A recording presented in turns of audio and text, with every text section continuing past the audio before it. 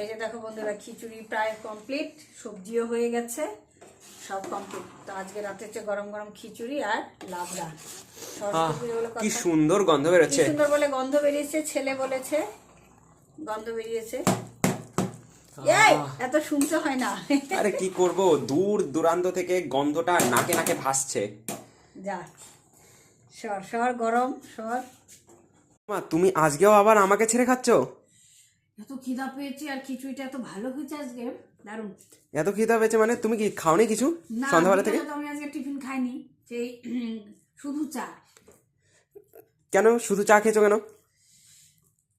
তখন আর কি খাবো, পুজোর দিন ভাবলাম, তাই কোথাও বেরো হলাম না। এটা কি খাওয়ার সময়? ও হোক, 9টা বাজে মাত্র, তো কি হয়েছে, আমার খিদা পেয়েছে। 10:30টায় খেতে হয়। সন্ধ্যাবেলা যদি চায়ের সাথে ভারী কিছু খেতে, তাহলে আজকে হয়তো এত খিদে পেতো না। বে টাইমে খাচ্ছো খাবার। খিচুড়ি গন্ধ